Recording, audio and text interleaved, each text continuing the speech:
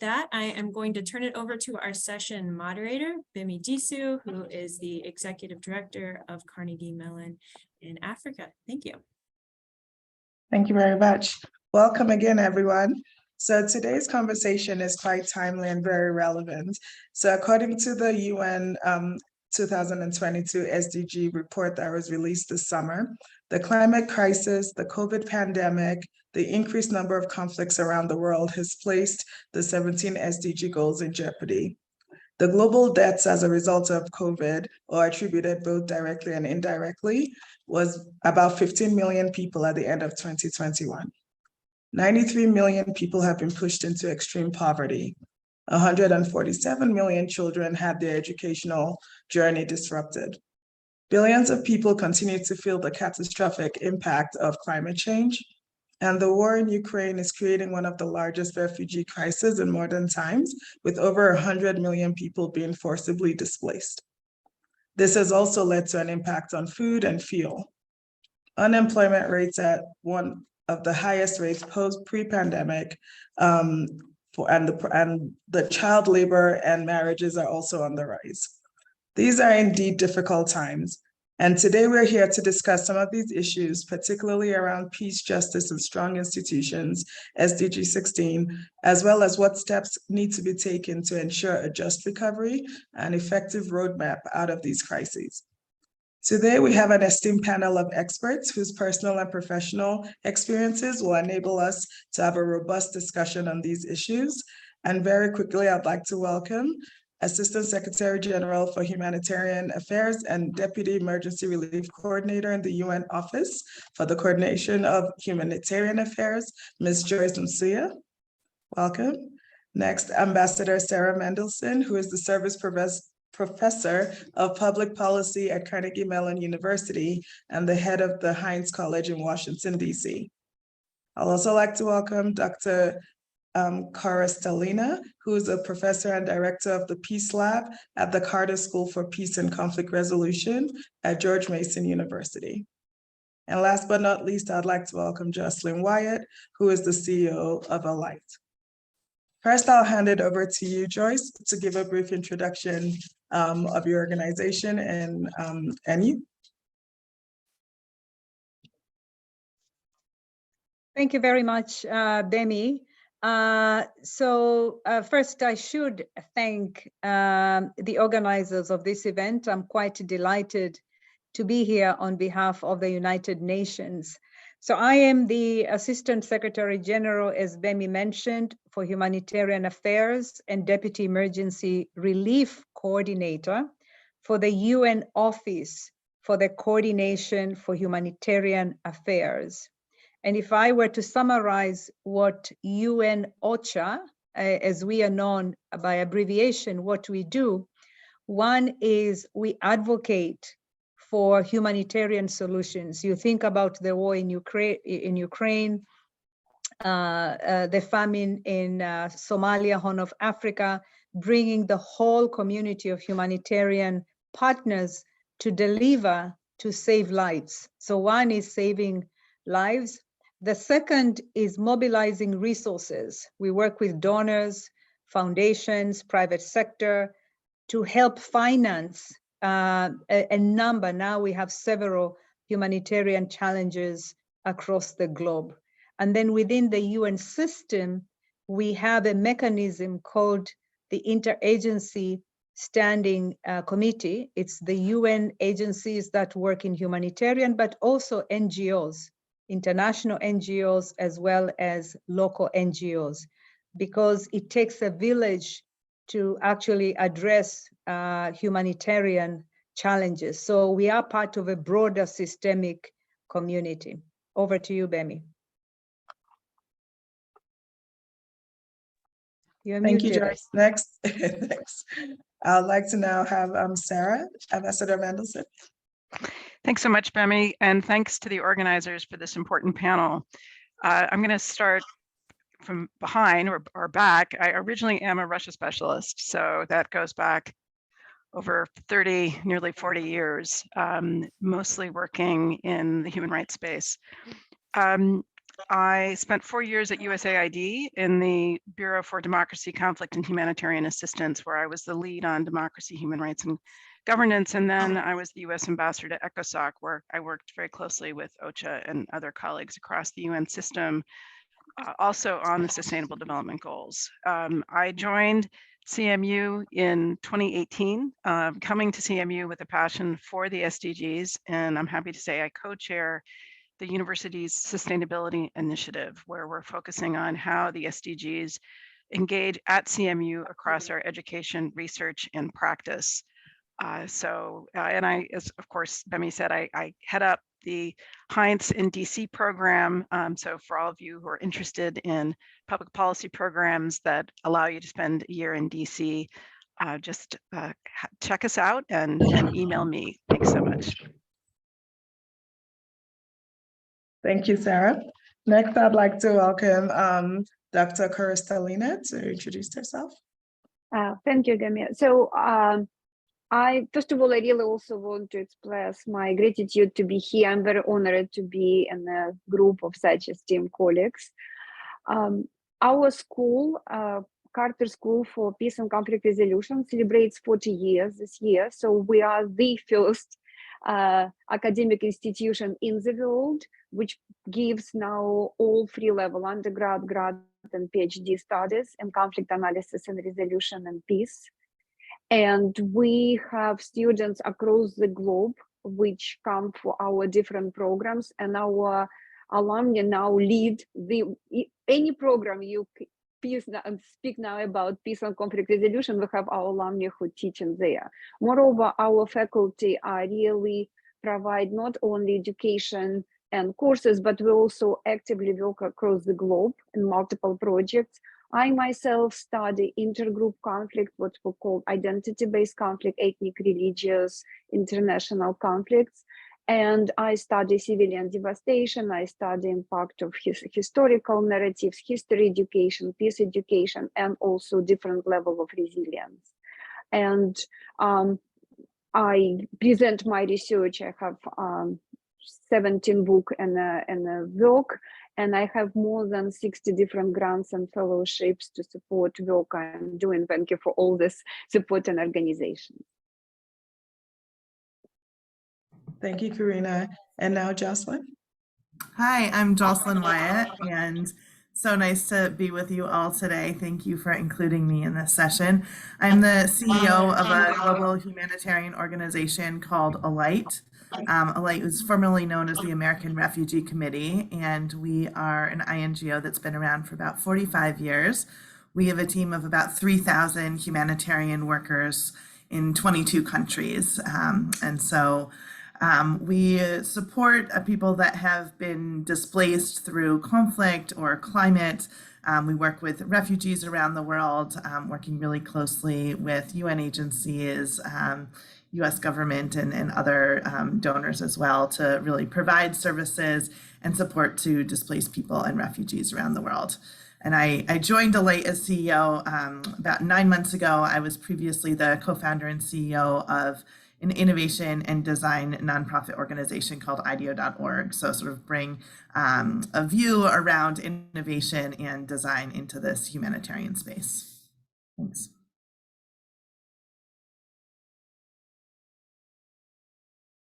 Thank you very much. As you can see, it's a powerful group of women, and we're very excited to have this conversation. So we can't have a conversation around conflict without talking about one of the more recent ones. So let me start off with you, Karina. As a Ukrainian native and a scholar for over 30 years, can you provide some context from your perspective on the dynamics of this conflict? Yes, thank you very much. And thank you for putting more attention into this particular. There is something going on, right? There's a sound. Okay, let's try one more time. I hope, yeah. Thank you very much for asking this question, because it's a very important conflict right now, which impact everyone. And I would stress that it's a nested conflict. It has three major layers: international layer of relationship between Russia and Ukraine, and internal layer for Ukraine itself. And on international level, I want to stress that This conflict was enabled by marginalized position of Ukraine within the international community. Then Ukraine, through the Orange Revolution, through Maidan, showed its longing for democracy, showed its choice to be a European country, but unfortunately the process of engaging Ukraine in European space was very long and very complicated, which doesn't give opportunity Ukraine to become an equal part on this space, and left it as really open for Russian influence and Russian invasion. Moreover, if we look into roots of it, we should look into Prидnestrovia in early 90s. We should look into invasion of Russia into Abkhazia and Ossetia, and very little punishment Russia received for these invasions of the territories of neighboring states. Moreover, international community had Olympic Games, International Olympic Games in Sochi, few kilometers of occupied territories of Russia and Abkhazia, or Abkhazia and Ossetia, and few months later, Russia took over Crimea and then occupied territories of Donetsk and Lugansk. War actually started in 2014. Then Russia supported separatists, and it was low intensity conflict, but it doesn't mean people were not killed. According to CMM of OSCE, we see people killed almost every day on both sides of so-called line of contact. And of course, then we speak about this year invasion from multiple sides, from Crimea, from Belarus, from Russia itself. This war is not, sometimes they called Russian-Ukrainian war. It's not Russian-Ukrainian war. Ukraine didn't start war with Russia. It's invasion of Russia into independent territory of Ukraine. So it's very important to highlight. And what we see there, this complete denial of Russia on Ukrainian choice, of Ukrainian national identity. And moreover, we see a lot of civilian devastation, which I'm sure a lot of people will be speaking today. The civilian devastation not only came as a byproduct of military operation, it's target civilians specifically, first to intimidate government in the first part of the war. Then Russia was hoping to have this blitzkrieg type of war. It's also will target civilians to stop their resistance. And what is really interesting, which I have now National Science Foundation grant in Eastern Ukraine, and we collected information from 1,800 people in Eastern Ukraine, both IDPs and local people in Poltava, Dnipro, and Zaporizhia. And majority of these people are Russian-speaking population. But they are, despite the claims that Russia is protecting them and supporting them, they are the victims. They are the most victimized people. 30% of our respondents reported that they know somebody who was killed. 40% report somebody was injured. Many of them, of course, lost their property. But the most important that they also have this very important for us to understand dilemmas of the war, because from one way, if we speak about patriotic feeling, and all of them does show, and you see it everywhere, that for Ukraine, territory becomes sacred. They want to defend their territory. They see importance of it and ready to sacrifice for it. At the same time, we see that people who are most affected by the war, especially IDPs or people who live on territories, also see need to protect life of people. They understand that a lot of young people are dying. And this is where people live. And usually when we ask people questions, and it's very important to understand how people on the ground feel, we usually ask them one direct question, and you say, do you want to protect the territory? Of course, right? Do you want to protect life? Yes. But when you put together this trades-off, you see how hard for people to express the dilemmas of the war and live through them every single day. And of course, on the level of the nation, we also see IDP crisis. There is a lot of immigrants, according to different data, as panelists also know very well, from 7 to 12 million people are now in Eastern Europe, Ukrainians, mostly women and children. So it's impacted families very strongly. And one more thing, again, I can talk for longer, I know I short time. One thing I Yes, really please. want, One last point. and we'll come back. one very important point which I want to stress is that this war is very different from other wars because Ukrainian civic society immediately raised, and there is a strong interconnection between Ukrainian government and civic society, and a lot of civic society activists, peace building community, mediation community, work tirelessly to support communities. And what is important, in addition to humanitarian help, which is strongly important, we also need to support this community. There is a lot of, they're very tired and very stressed, and there are a lot of need to support trauma healing, but also support this civic society, which is work in supporting Ukrainian people. Great. Thank you so much for that perspective, Karina. Next, I want to pivot to Ambassador Mendelson. Given that you've been on the Russian and Ukrainian desk for quite a long time in your career, how would you assess the global response to this Russian war in Ukraine?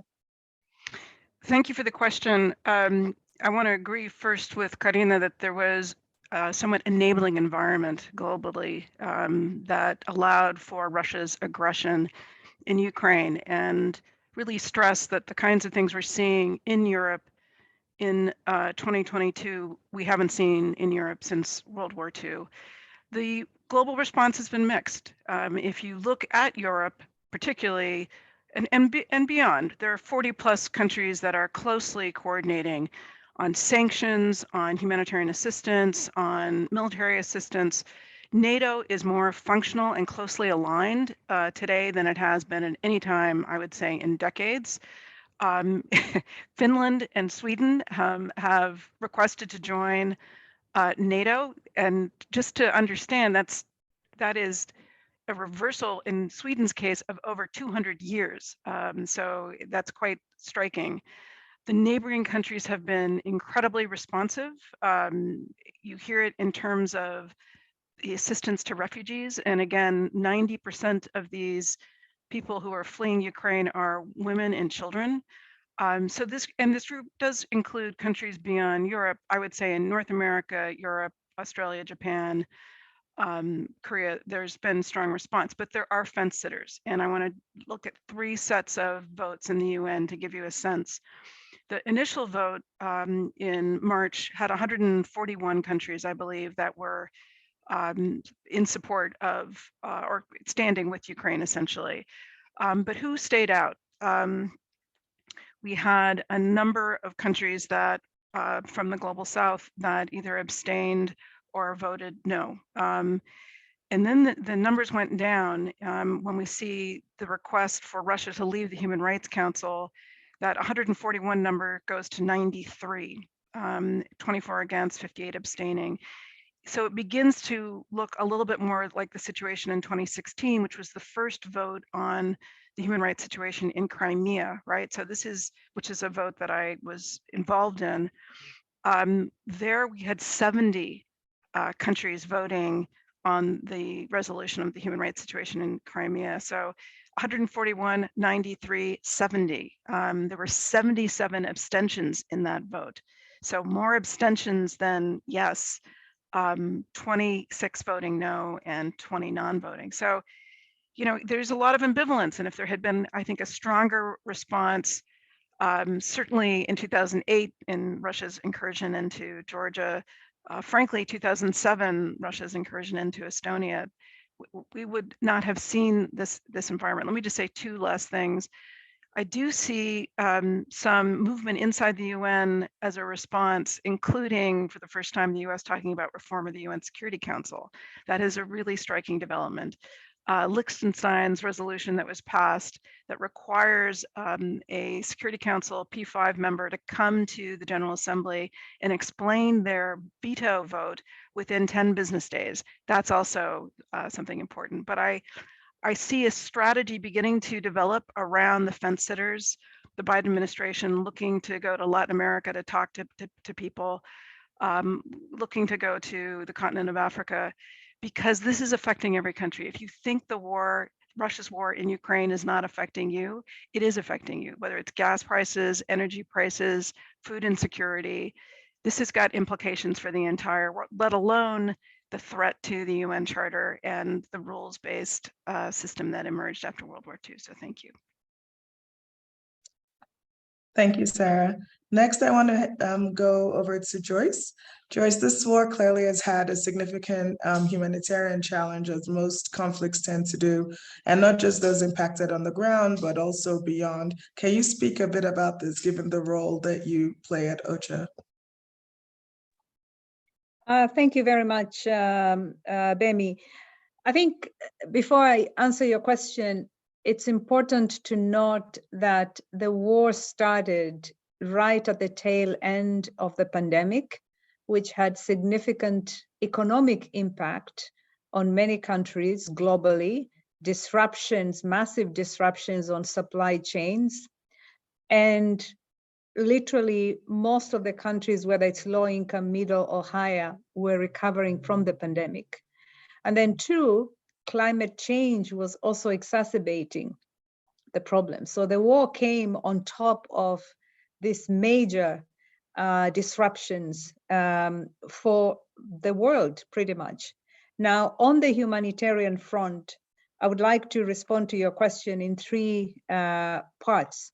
One is on the impact of the war on humanitarian. I think it's important to look at what has happened in Ukraine, the story of IDPs, and I think some of my colleagues have talked about it, but also the disruptions of food supply chain within Ukraine. And then when you come around the neighboring countries, you have the issue of refugees. We have been working with countries around Ukraine that have had to absorb refugees, integrate them, put them through school. So think about the knock-on effects on their economies, on education, basic services provision. Globally, Ukraine was one of the world's bread baskets. Yeah, you look at a country like Lebanon that already struggling from economic disruptions and was depending more than 80% of their wheat coming from Ukraine. Recently, I was in Gaziantep in Turkey, and Syrian refugees and others were really struggling because the food prices had gone higher. So the crisis is multi-layered and grounded on already a very challenging foundation. From the humanitarian community, we should also not forget, especially when you look at our agency, OCHA, as a coordinating agency, we're already dealing with several crises, Afghanistan, Yemen, Syria, and the Ukraine war has added a further stretch of humanitarian system. And let me give you one example. The humanitarian response plans for 2022 at the aggregate level was asking for a total of $47 billion. Right now, we've only managed to collect $17 billion. So you have a daunting scale of humanitarian challenges across the globe. Horn of Africa is another because of climate change, famine, and yet you have shrinking resources that are needed to support humanitarian community to deliver services. So I would summarize, the crisis is multi-layered and touches upon food, economic, and energy crisis is what we are seeing in Europe. Over to you. Thank you for that perspective. Next, I want to go over to Jocelyn. So Jocelyn, you've been on the ground across for the last few months. What are you seeing as an impact of this conflict, and how is it in particular impacting women and children? Yeah, so I'm actually today on the border of Poland and Ukraine on the Poland side, where we have a team from Alight that has been here working to providing humanitarian assistance since the end of February. You know, as Joyce mentioned, I mean, we've seen 15 million people that have been displaced within and outside of Ukraine. 7 million of those people have fled Ukraine since February 24th. The majority of both the internally displaced as well as those who have left Ukraine are women and children, because men have been required to stay and serve in the military. So certainly the predominantly impacted group are women and children due to this conflict. So I think what we're seeing then is that educations are disrupted, housing is disrupted. Certainly women have a challenging time working outside of Ukraine when they don't speak the language or don't have childcare that's accessible to them.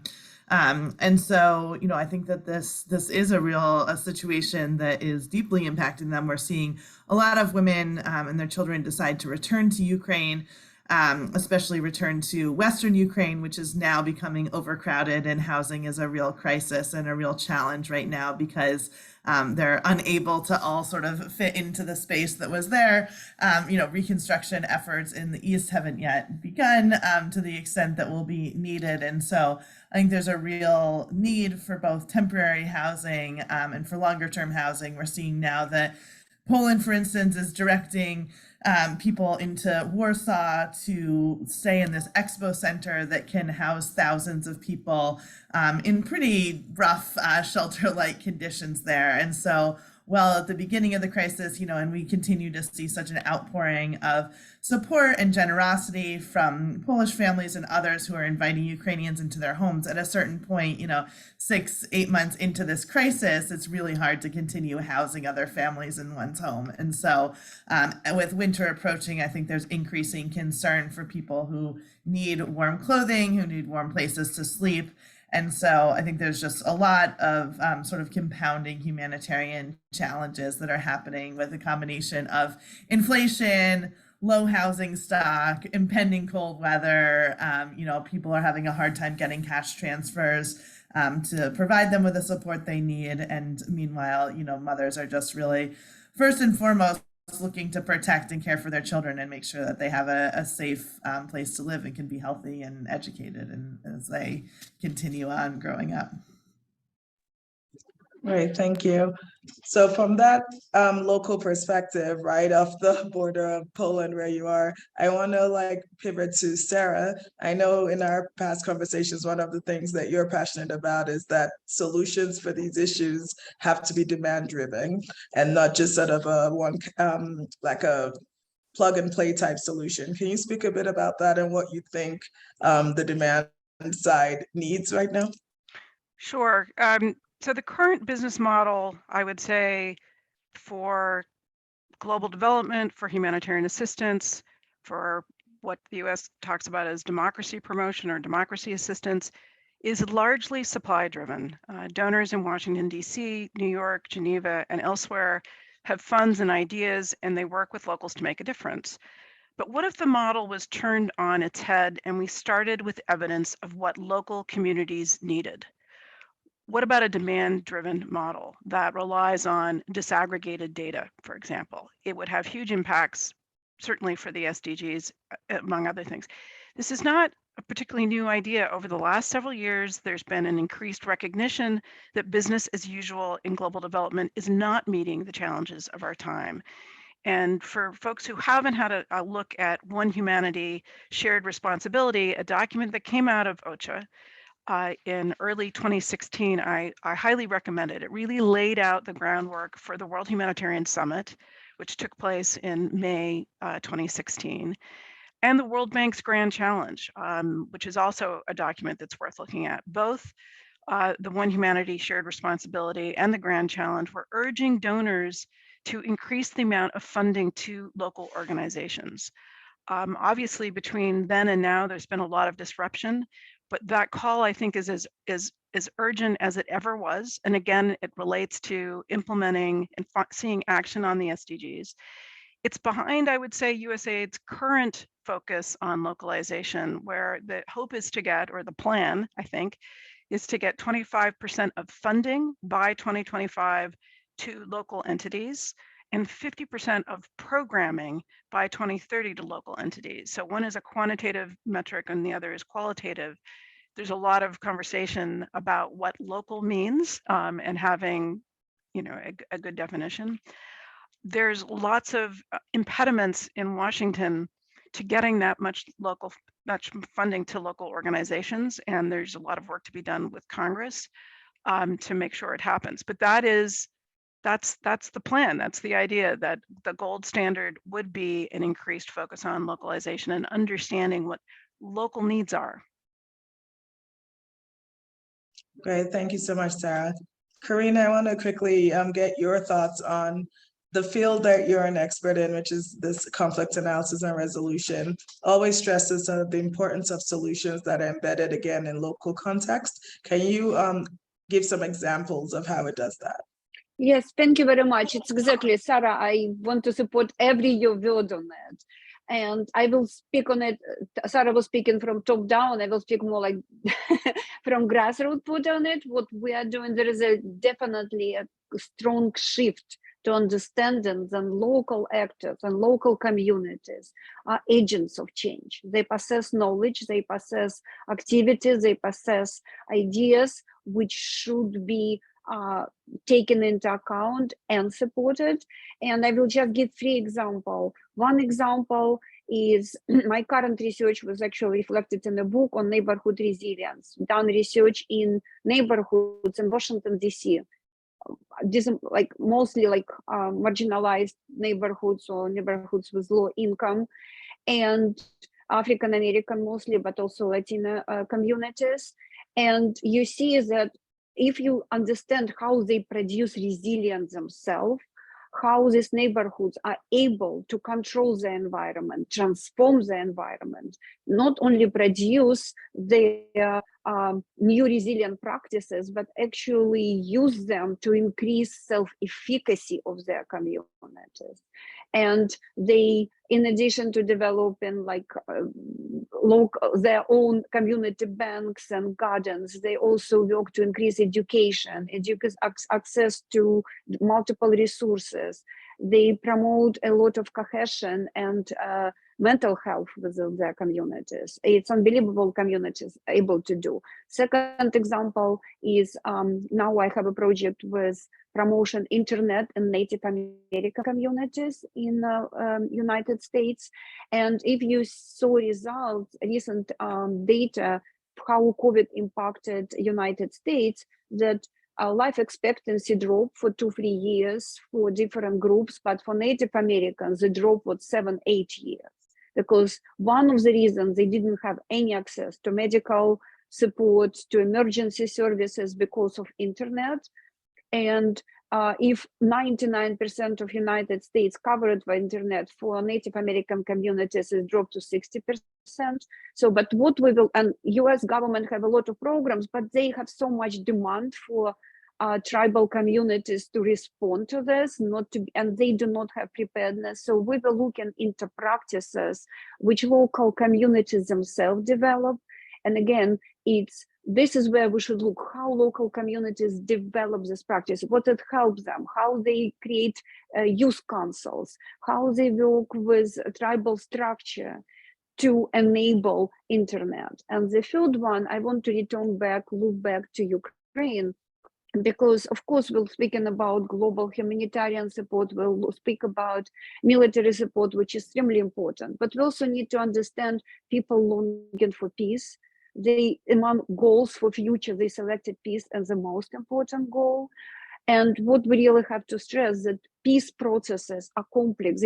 Peace doesn't mean giving up territory. And people have this dual perception. It's either peace or territory. No, peace will bring your territorial integrity. And there are so many tools, including sanctions, including negotiations, including political solutions, which can help. So what I advocate, and this is local knowledge, these people are bringing local knowledge from their communities, understanding what their needs are, which should be addressed, and peace processes should be started in multiple, including Ukraine, but in multiple other places.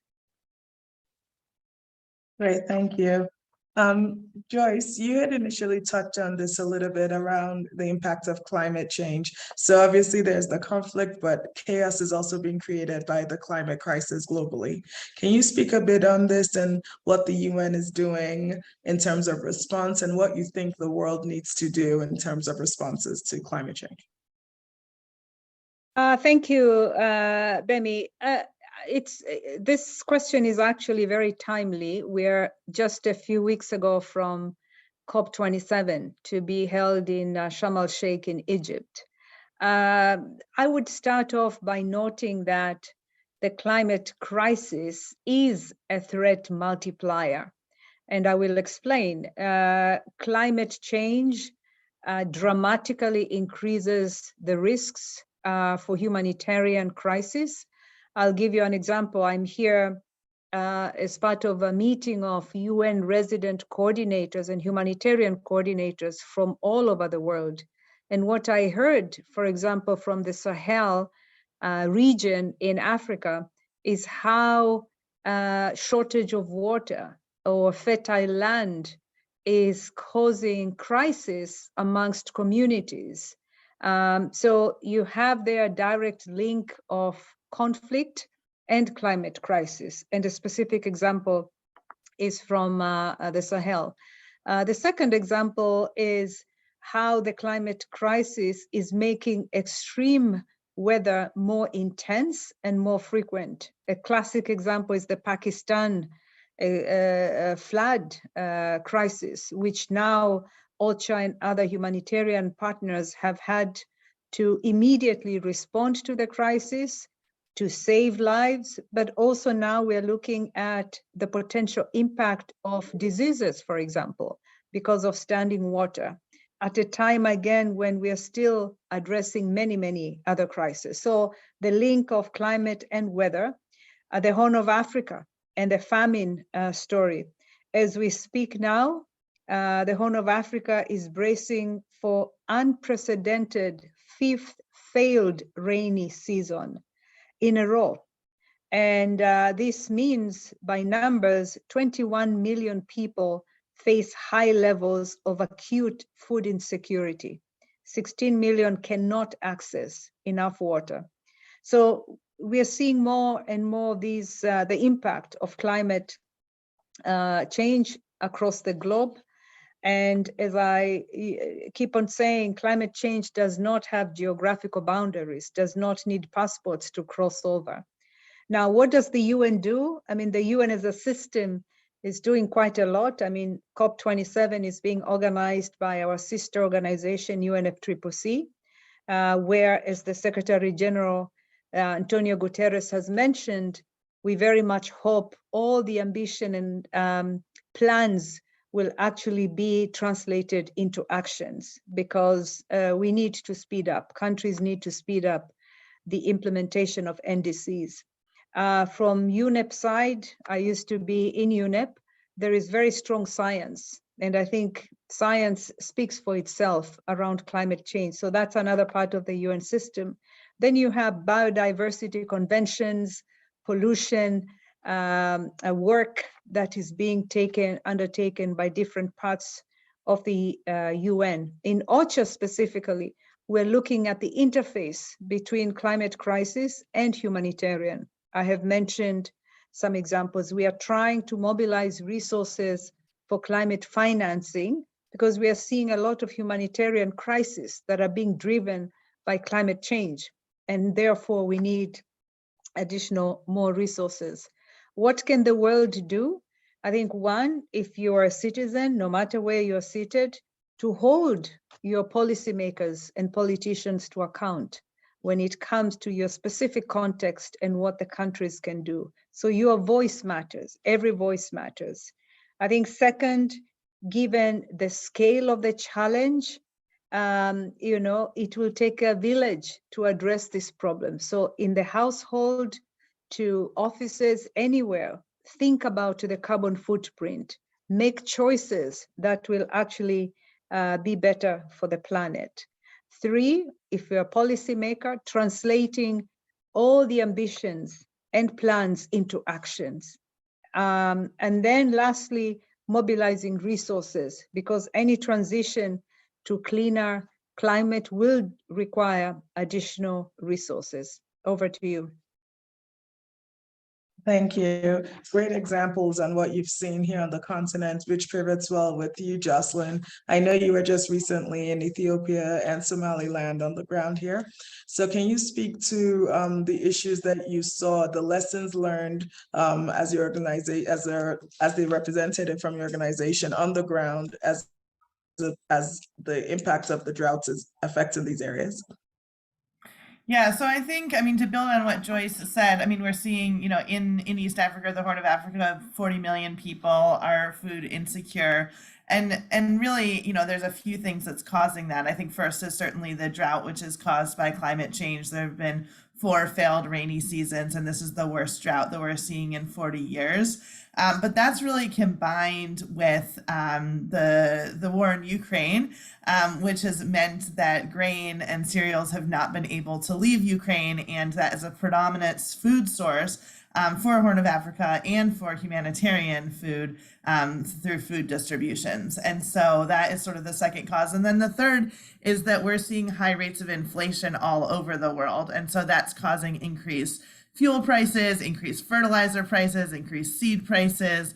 And so all of that is just making it more expensive for farmers to farm their land. And for many of them, they're unable to do so.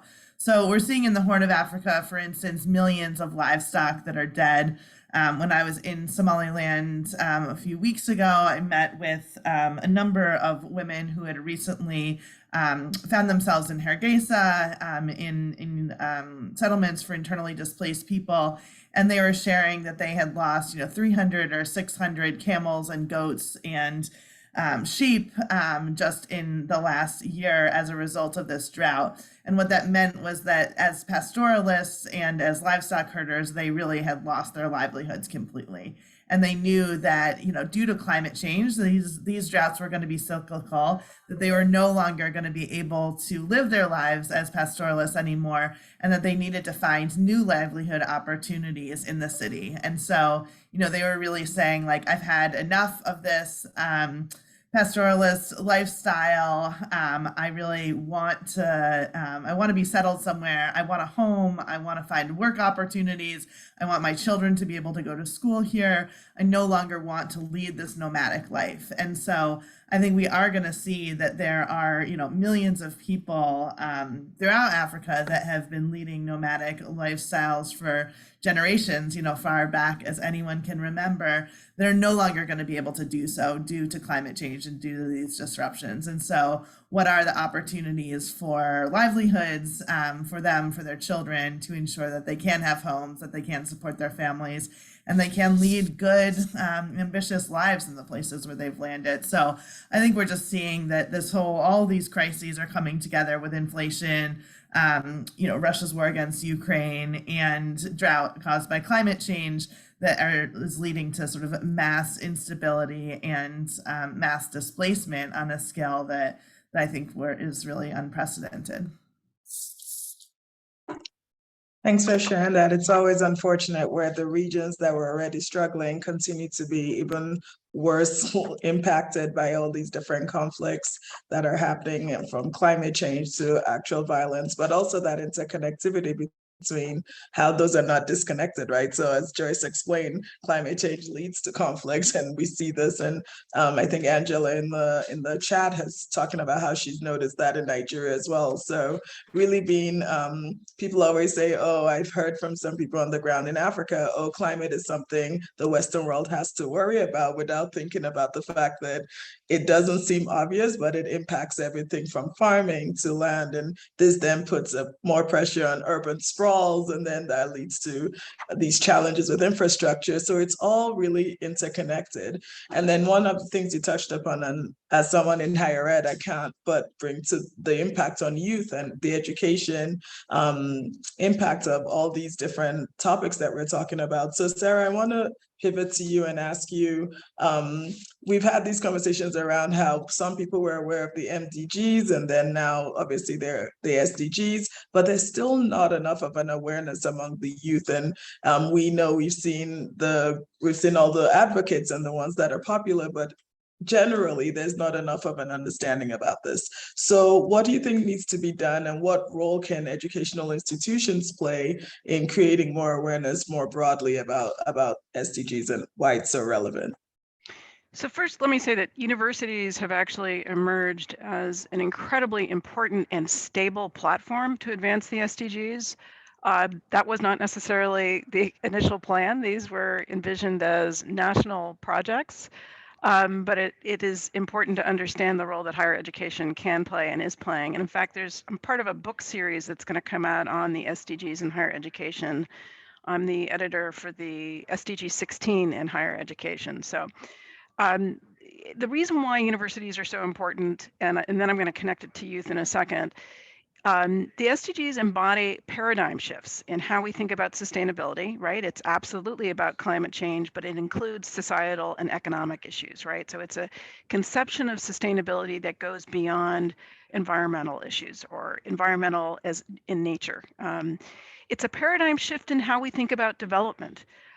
Development happens everywhere, and it's the watchword of the SDGs is leave no one behind, including communities in the global north. And Karina was just talking about the impact of COVID on indigenous communities in the United States. This is why we need that disaggregated data. We need to understand who is being left behind and who's being impacted.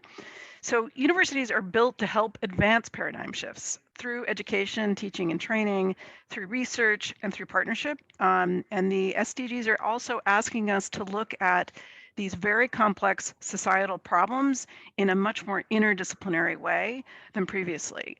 Some universities are better at that than others. I would say that Carnegie Mellon is actually uniquely positioned to be able to do this. The university is very focused on solving societal problems wherever they happen to be, and the interdisciplinary culture is one that's very amenable. I want to say one more word about Carnegie Mellon, which is that let's associate ourselves with the Carnegie side, which was very focused on peace. There's a peace palace in The Hague. There's a lot more to do at Carnegie Mellon on elevating this focus on peace. The generation that has the most to lose or gain from the SDGs is what I call Cohort 2030, the younger generation. They will take forward this agenda. This agenda will live beyond 2030. And it is extremely important that we as educators are engaging and partnering with the next generation to make sure that everybody knows about the SDGs, that they become SDG literate. It's not totally straightforward, but it's also not rocket science. So I think that the degree to which we're all engaged in education, we have a real mandate, and I think joining an increasingly global movement to make sure that we teach the next generation about the SDGs, and that's how we're going to get progress. All right, thank you, Sarah. And thanks to the audience. Please keep the questions coming. We're going to start addressing some of those soon. I want to talk to you, Jocelyn, since Sarah mentioned that universities are well positioned to handle or to support these. What are some strategic partnerships that Alight has done with universities or educational partners to address some of the impact on education? Yeah, so we've, we do a lot of work in sort of primary school education in humanitarian contexts. One place where we've had a large program is in Pakistan, where we've worked with Education for All for the last 5 years or so, running a program called Educated Child. And the intention there was to put 1 million out of school Pakistani children back into school. And so we did that in partnership with universities in Pakistan who were able to provide the teacher training to be able to train tens of thousands of new teachers across Pakistan. We did it in collaboration with the Pakistani government, with the state governments to really ensure that as we stood up these schools, that they would be able to continue or sustain those schools after the 3-year program was completed. And we did that also in collaboration with local communities and local community leaders, local grassroots organizations who also were able to really support and sustain the schools at the end of that program. And so we're now looking to start the next phase of that program, again, working with state governments, with Islamic Development Bank, with Educate a Child, and really work, exclusively with a whole number of partners in Pakistan. Our team is led by Pakistanis and work especially with universities again to really sort of provide that education. So I think that's one example of where we're working with both public sector and with academia and with donor organizations to really do something like at a mass scale, educate 1 million children in a country like Pakistan. Great, thank you. Karina, you're also in the higher ed space, so there's no question about the intersectionality and the interconnectedness between all of the goals. So can you share any example of impacts you've seen in education as a result of all these various shifts, either climate change or conflict? And what do you think, what's one step that should be done to help mitigate these? Yes, thank you very much. I also want to stress that our school, Carter School for Peace and Conflict Resolution, is uniquely positioned specifically to address SDG 16, but also other goals, and I will speak about it. First of all, we provide special degree in conflict analysis and resolution, undergrad, master, and PhD.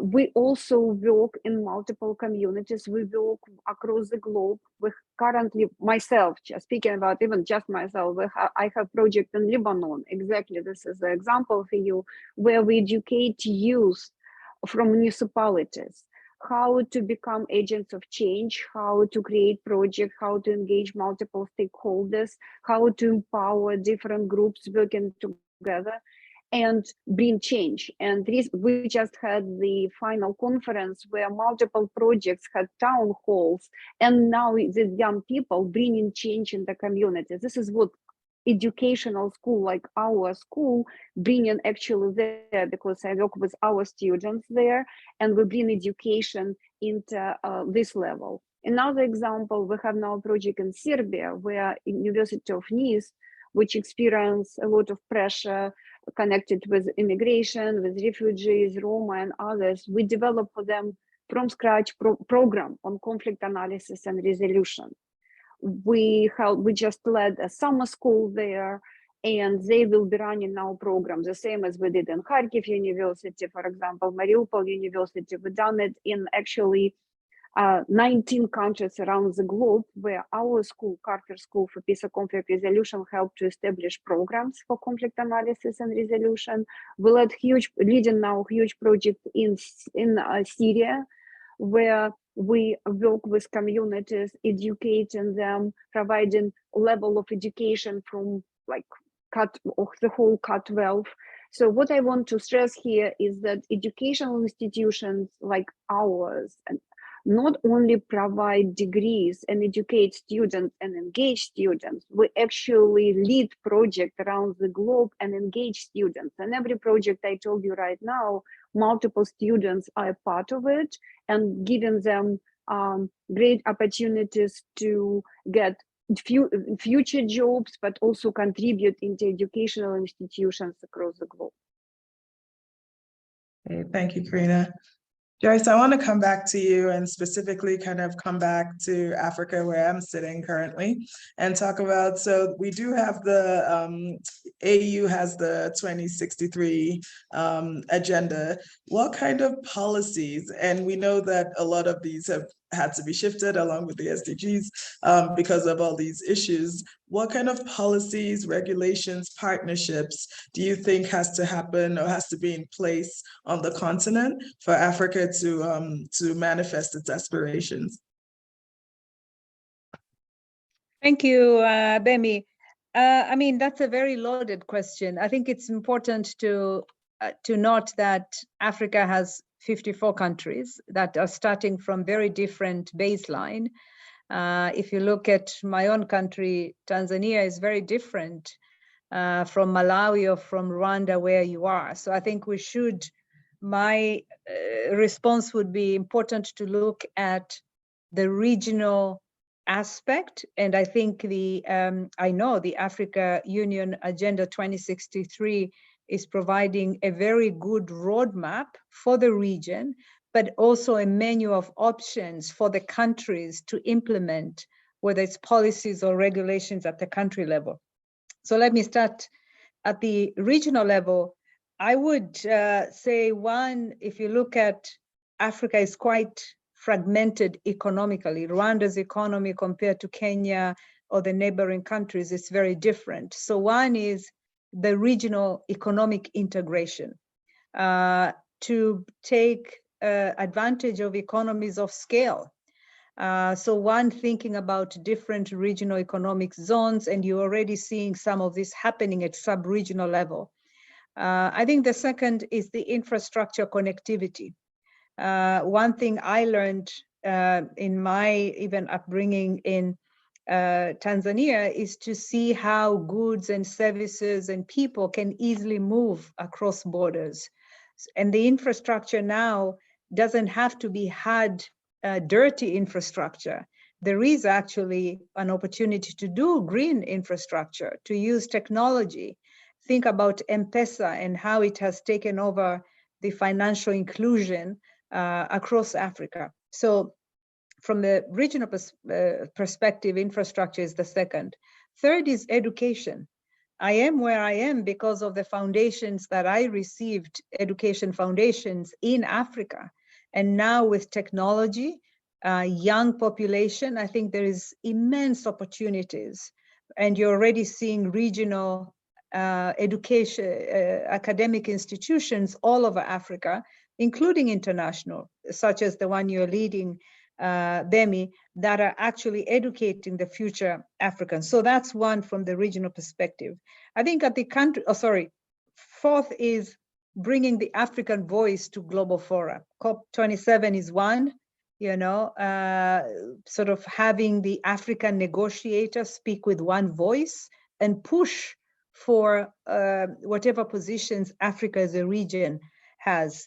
Now, at the country level, I think there's a little bit more nuanced. There are some good stories, countries that are learning from other, for example, Asian tigers, how countries like South Korea or Singapore transformed themselves. And some of the African countries have brought those lessons to Africa. So I think that is quite encouraging. As well as governance issues, these are very sovereign. I can go on and on, governance, partnerships, economic development, etc. So that's a menu of options response to your question, Gbemi.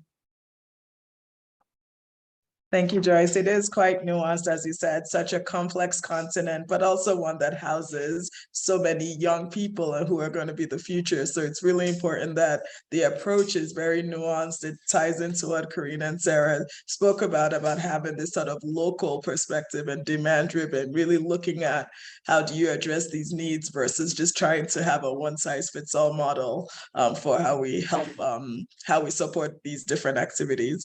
Sarah, right before I have the panelists sort of go through a call to action that I'll ask you is, I know you have lots of strong opinions on in terms of what policymakers and governments can do from a global perspective. So maybe you can start with the US government and then maybe speak more broadly to that. Sure. In the American context, it's important to understand the world communicates about the SDGs through voluntary reviews, right? So, and again, it was conceived of at the national level, and countries communicate about the SDGs through voluntary national reviews. At this point, over 340 of them so far. Nearly every member state of the UN has filed at least one VNR. So the norm of reporting is really striking, even if some of these are just purely performative. Who has never conducted a VNR? Yemen, Haiti, Myanmar, South Sudan, and the United States. If the United States is going to be a global leader on the SDGs, committing to a VNR would be a really important first step. And then Congress has a role in asking the executive branch to do that. The good news is, and this goes a bit to a comment, I think, in the chat, there's a lot of activity going on in the United States at the local level. Carnegie Mellon pioneered a voluntary university review, where we look at how our education, research, and practice aligns with the SDGs. Cities around the world, and including in the United States, have done voluntary local reviews. So if you want to look at the SDGs and localization, that's a good place to look. But the administration, the Biden administration, really needs to have senior leaders working across agencies, federal agencies, and showing up at convenings such as the high-level political forum, especially next year at the SDG Summit in New York, which is going to be a stock taking of heads of state. The good news is the State Department yesterday announced a new office, a new head of subnational diplomacy. And given the role of cities and the SDGs, that's a really great first step. And the person she comes from Los Angeles. She's the former deputy mayor for international affairs. She's been steeped in the SDGs. So this is a really good news. The Congress should require an interagency process, and it should fund work related to the SDGs. USAID, which is the largest bilateral donor, ought to fully align and integrate the SDGs like our peer donors on the OECD DAC. We were talking about supply side versus demand side. I think foreign assistance should pivot from the supply side to the demand side and better deliver to populations' needs informed by disaggregated data.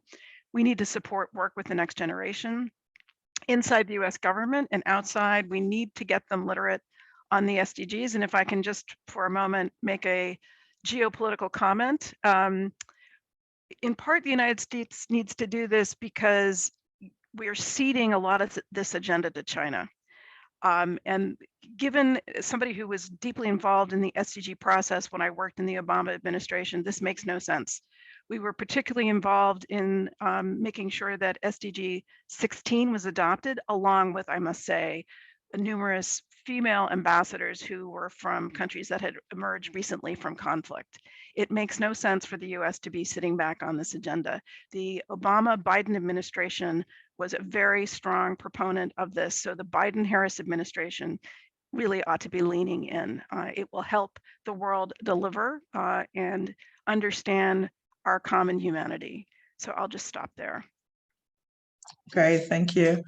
So before we start answering some of the questions in the chat, I just want to do sort of a round robin, and I'll start with you, Joyce. What keeps you up at night? What gives you hope? And what is one thing members in the audience can do to support sustainable prosperity? What keeps me at night? I think two things. One is the human suffering. I think as part of my job, I've gone to places like Syria. I'm about to go to Yemen, and just seeing the depth of human suffering in this century, that keeps me awake at night, coupled with inequality, because you do have the severe suffering, but also, for example, in middle-income countries in particular, just seeing the inequality. Those two keep me awake at night. What gives me hope? As you know, hope is the currency of humanitarian. So for me, it's the youth. I have two young adults, and when I look at them and how they look at life, that gives me hope, and how they see the world with energy, but also determination to make a difference. That's the oxygen that keeps me going even at work. What is one action members of the audience can take to support sustainable prosperity? I would say make sustainable choices. And that may mean not using plastics, because we can't talk about climate change, climate action without us, or using, making choices, whatever, for sustainable consumption, which are under our control. Thank you. Okay, thank you. Jocelyn, how about you? What keeps you up at night? What gives you hope? And what can everyone? Yeah, so I mean, I think what keeps me up at night is just the massive number of different crises that we're experiencing in the world today. And I think as the CEO of a humanitarian organization, just feeling like our attention needs to be in so many places, and yet we have limited resources and ability to work in all the places that so desperately need humanitarian aid. And so I think that constant effort of prioritization in terms of resources and time is something that is always kind of weighing on me and I'm thinking about. I think what gives me hope is people's real generosity and desire to help, to support. I think we saw that certainly the outpouring of generosity, especially with the Ukraine crisis. And I think that gives me hope. The way that the world has welcomed Ukrainian gives me hope for the way that the world could be welcoming refugees and displaced people from other places around the world. I think we handled this situation in many ways so much better, with so much more humanity and dignity. And I'm optimistic that we can take some lessons for what the private sector has been able to do for the Ukraine crisis, what humanitarian world has been able to do, what the social sector and governments have been able to do, and apply that in other contexts going forward. I think what people here can do, I think I think the humanitarian sector needs innovation, needs new energy, needs new way of thinking. And so I think we need some of the smartest people choosing to go into the UN and USAID and donor agencies and INGOs. And so I just encourage people to pursue careers in these places that really can use transformation and new ways of thinking and new energy, because I think we need all the smart new solutions that we can in order to address these intractable challenges. Great, thank you. And humble brag, but CME Africa works in this very space of making sure that we're training our students in an African context and leveraging technology, as we see that as a way to really leapfrog and kind of skip over some of the steps that other people had to take. And we're optimistic that they will go out to be these change agents that you mentioned, and hopefully end up in one of these various agencies and making this transformation. So Sarah, I will go over to you and hear your thoughts on those 3 questions. What keeps me up at night? Vladimir Putin, who we haven't mentioned, but who is driving a lot of the misery that we're seeing around the world, and Russia's atrocities in Ukraine. What gives me hope? I think, like a lot of people, Ukrainians. I mean, how Ukrainians have responded, but also young people. I mentioned this Cohort 2030. I think this agenda resonates with this generation in ways that are very powerful, and I don't see a plan B. I see increased urgency of the SDGs. We've talked about conflict, COVID, climate, but I would add corruption. The SDGs are also very much about tackling corruption.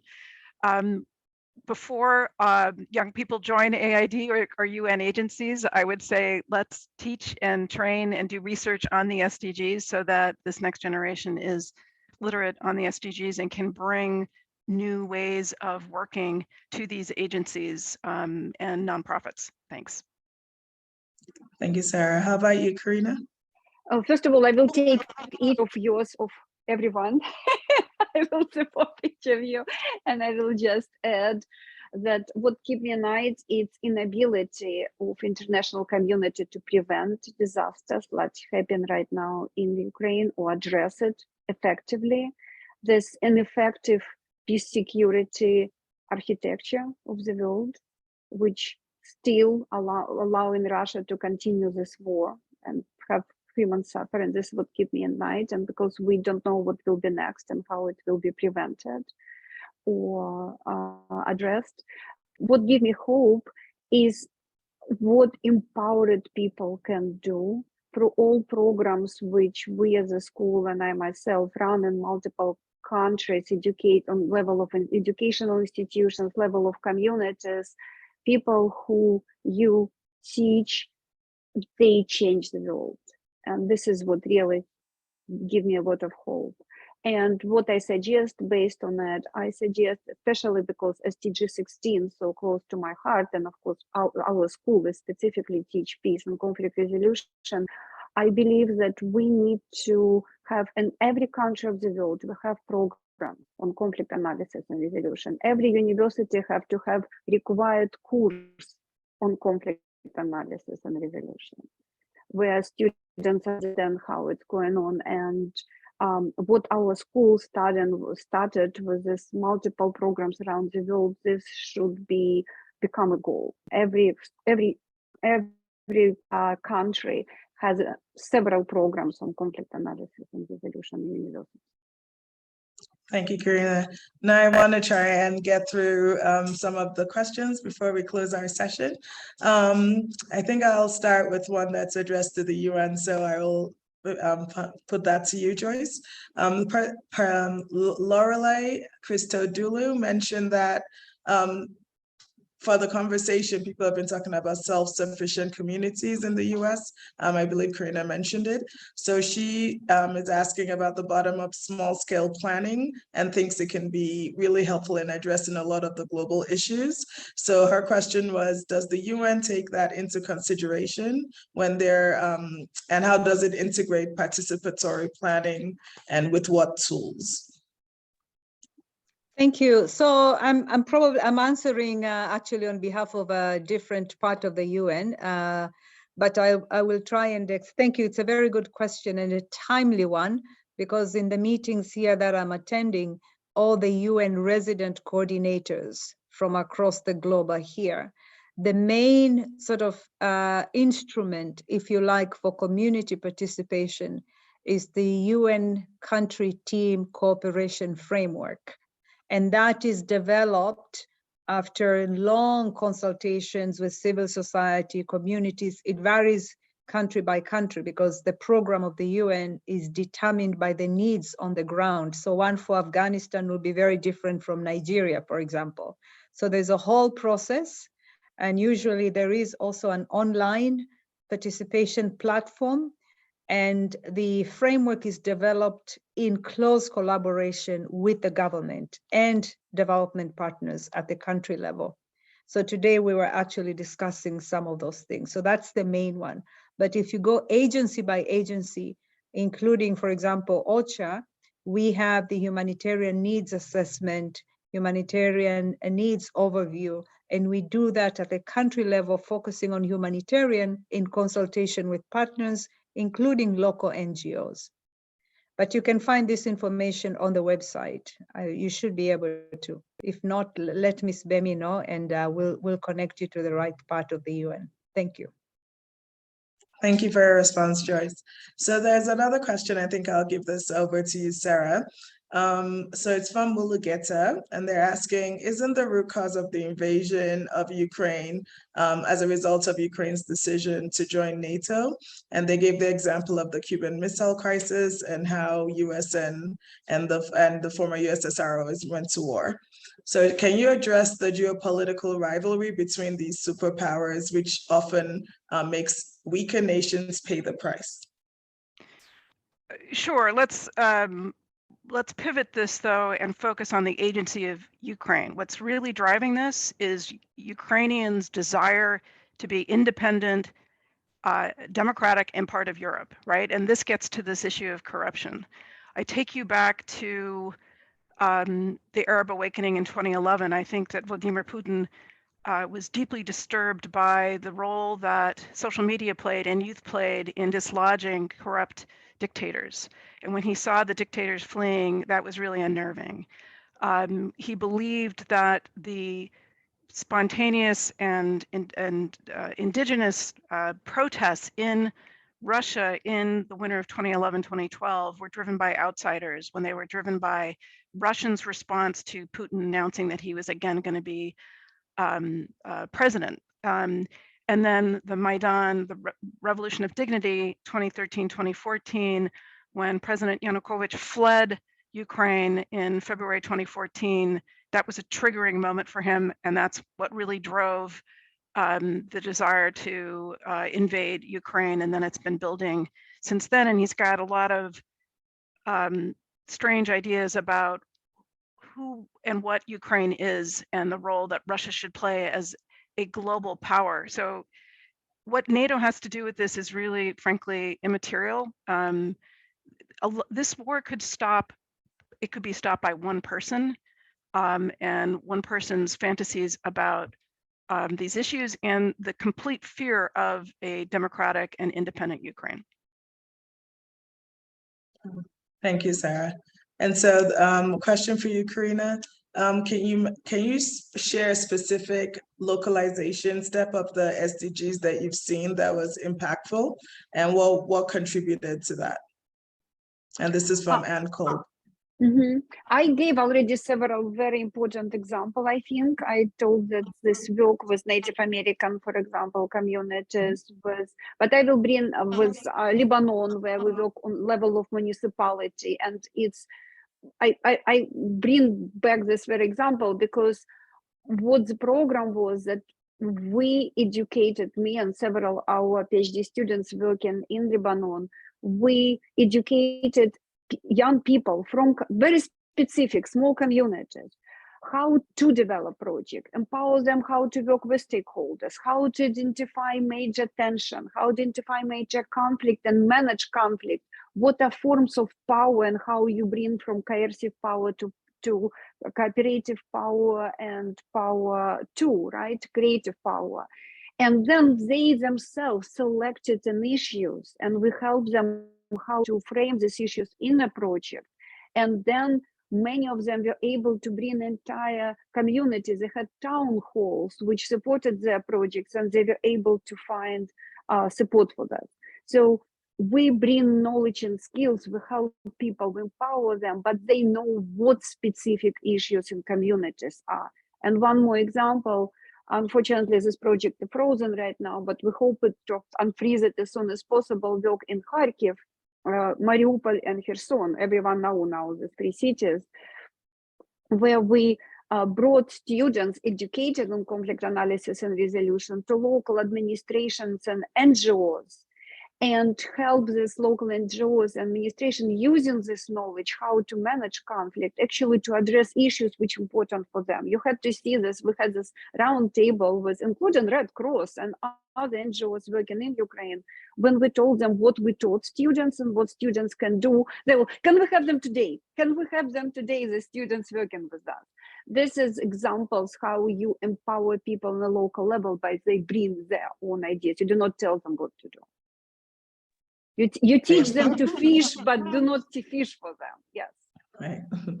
Thank you for resharing that example. Possibly, maybe the audience joined a bit late for that one.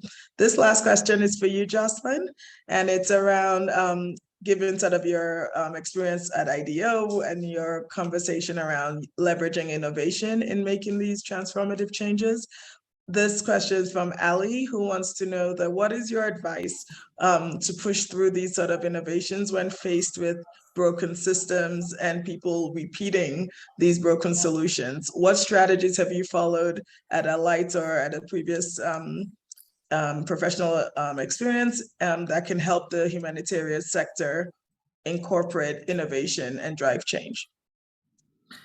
Yeah, thanks. I mean, I'd go back to what Sarah was talking about in terms of the need for local solutions. I think it's really hard for people to argue with new innovations if it's really clear that they came from local communities. And so at Alight, we practice co-creation in all the work that we do. We work with, bring together groups of frontline staff, of displaced people that we serve, and really use sort of a toolkit around co-creation to really get them to design the solutions that are going to be most meaningful for themselves, for their families, for their local communities.